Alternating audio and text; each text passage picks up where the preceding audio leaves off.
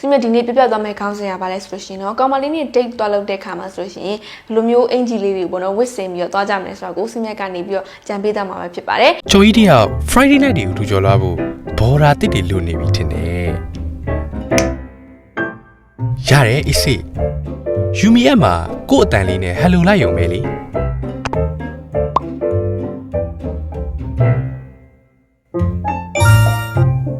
ယူမီနှလုံးသားချင်းချိတ်ဆက်စို့တိတ်ချက်ကပါလဲဆိုရှင်တော့ပို့ဘာဒိတ်သွားတဲ့ခါမှာဆိုရင်ဘယ်လိုမျိုးဝစ်ကြမလဲပေါ့နော်ကောင်မလေးနဲ့coffee date ဖြစ်ဖြစ်ဒါမှမဟုတ်cafe သွားတဲ့ခါမျိုးမှာဆိုရှင်ဘယ်လိုမျိုးလေးဝစ်ကြမလဲဆိုရင်ဈေးကြီးတဲ့ဆိုင်မျိုးမဟုတ်ပေါ့နော်နည်းနည်းပို့ဘာဖြစ်တဲ့နေရာမျိုးလို့ဆိုရင်တော့စုမြက်ကနေပြီးတော့အောက်က t-shirt ကိုမှအပေါ်ကနေပြီးတော့ shirt ထပ်တဲ့ပုံစံမျိုးလေးကိုသဘောကျရပေါ့နော် t-shirt ကြီးပဲဆိုလို့ရှင်ဒါဖြောင်ကြီးလို့ဖြစ်နေတယ်ကွာအပေါ်ကနေ shirt ထပ်လိုက်တဲ့ခါမျိုးကျတော့ဒါနေပူတံကိုလည်းကာကွယ်ပြီးဖြစ်တယ်ပြီးတော့ကောင်မလေးကိုလည်းအင်ဂျီလေးပေးရပဲဖြစ်ပေါ့နော်ဒါ roll လို့ရပါတော့သူချမ်းနေအင်ဂျီလေးကိုပေးလိုက်တာပဲဖြစ် roll လို့လည်းရတယ်ကောင်မလေးကိုအမှတ်တရလက်ဆောင်ပေးလိုက်လို့ရှင်လဲဒါအဆင်ပြေရပေါ့နော်အဲ့တော့ပြီးတော့အဆုံးမပြောလို့ပဲကိုကဟိုတိုင်းဖြောင်ရှင်းရှင်းမဖြစ်နေပဲနဲ့ fashion ကြကြလူငယ်လေးလဲဆန်နေပို့ဘာဖြစ်တဲ့ပုံစံမျိုးလေးလည်းဖြစ်တယ်ဒါကြောင့်မလို့စမြက်ကနေပြီးတော့လူပို့ဘာဒိတ်လေးသွားရမယ်ဆိုရင်အထက်က t-shirt ကိုမှပွားနေပြီးတော့ shirt ထပ်တဲ့ပုံစံမျိုးလေးကိုရေးစေချင်ပါတယ်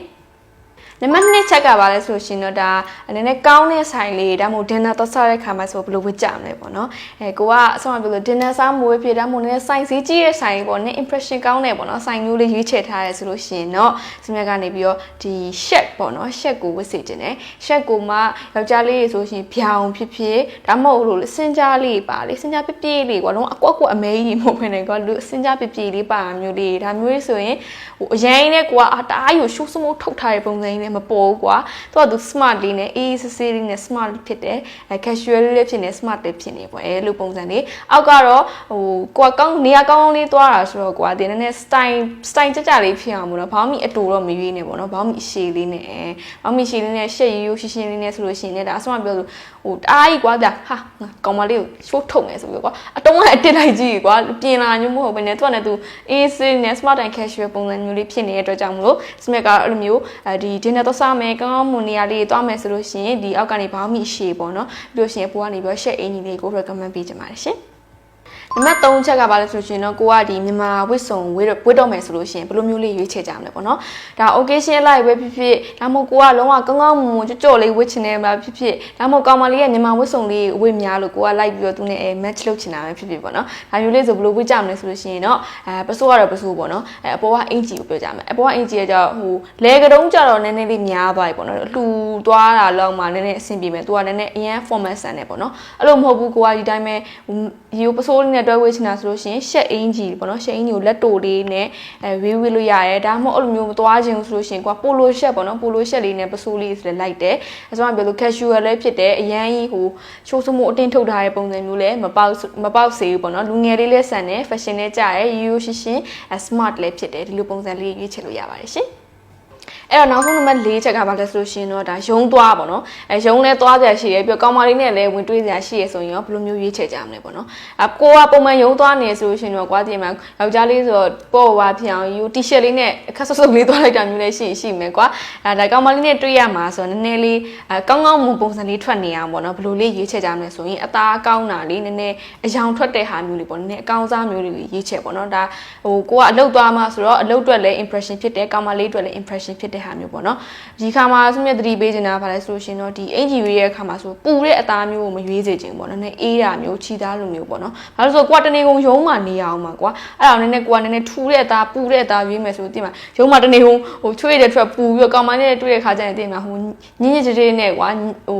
ပူပြီးတော့ကွာနန်စော်နေရမျိုးမဖြစ်စေချင်ဘူးပေါ့နော်ဒါချီသားနဲ့အေးအေးလူလူဆိုလို့ရှိရင်ဒါအဆင်ပြေရည်နော်အဲ့တော့လက်ရှည်ရွေးလိုက်ရတယ်ဒါမှမဟုတ်ကိုကလက်တူကြိုက်တယ်ဆိုလို့ရှိရင်လက်တူရွေးလိုက်ရတယ်စမြတ်ကတော့ရှက်သဘောကြတယ်ရှက်ကယောက်ျားလေးအတွက်တော်တော်လေးဟိုမြင်ရမယ်ဆိုတော့ပြောလို့လို့ယူတဲ့ပုံစံမျိုးလည်းဖြစ်ဘူးကွာ smart and casual ပုံစံလေးပေါ့ဒီလက်တိုလေးရတယ်လက်ရှည်လေးရတယ်အောက်ကတော့ဘောင်းမီအရှည်လေးကိုဝတ်စေချင်ပါတယ်ရှင် အော်ပြီးတော့နောက်တစ်ခုကဘာလဲဆိုရှင် online dating တွေပေါ့နော်အခုနောက်မှာဆိုယောဂတွေလည်းဖြစ်တယ်ဘာညာနဲ့ဆိုတော့ကွာအပြင်မသွားကြတော့ဘဲနဲ့ online dating တွေအရင်ခက်စားလာတယ်ပေါ့နော်အဲ့တော့ online dating လုပ်တော့မယ်ဆိုရင်ရောဘယ်လိုမျိုးအင်ဂျီလေးပြင်ဆင်နေလဲဆိုတာကိုစီမံကနေပြပြပေးမယ်နော်ဒီ online မဲဆိုတော့ကွာဒီပေါ်ပိုင်းမဲမြင်ရဆိုတော့အောက်ပိုင်းကတော့ကိုကြိုက်သူဝယ်ဖောင်းမိသူဝယ်ဖို့ဝယ်ကိစ္စမရှိဘူးကွာဟိုစိတ်ပူကြမလို့အင်ဂျီပေါ်ပိုင်းပေါ့နော်ပေါ်ပိုင်းကဘယ်လိုမျိုးဝယ်မလဲဆိုရင်ဒါကိုကအိမ်မှာဗီဒီယိုခေါ်တာဆိုတော့ကွာနည်းတဘာဝလည်းကြာမှာပေါ့ဒါပေမဲ့လည်းစုပ်တီးစုပ်ပိတ်လည်းဖြစ်မနေအောင်ပေါ့နော်ကောင်မလေးကို respect ရှိရဲဆိုတဲ့ပုံစံမျိုးကိုကကောင်းကောင်းလေးကိုဝတ်မှဖြစ်မယ်လေနော် impression ဆိုတာလည်းရှိသေးတယ်ဆိုတော့အဲ့တော့အင်ဂျီဆိုလို့ရှိရင်ကိုကအိမ်မှာနေခေါ်တာဆိုတော့ဘယ်လိုမျိုးလေးဝတ်မလဲဆိုရင်ရိုး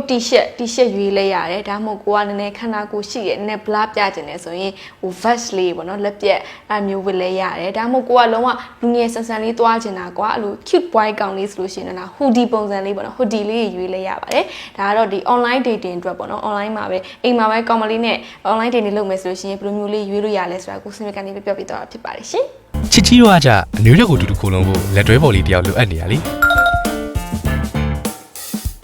ဒါအများစိတ်မပူနဲ့ယူမီအပ်မှာယူပါလေးနဲ့တော်ကီပြစ်လိုက်ရုံပေါ့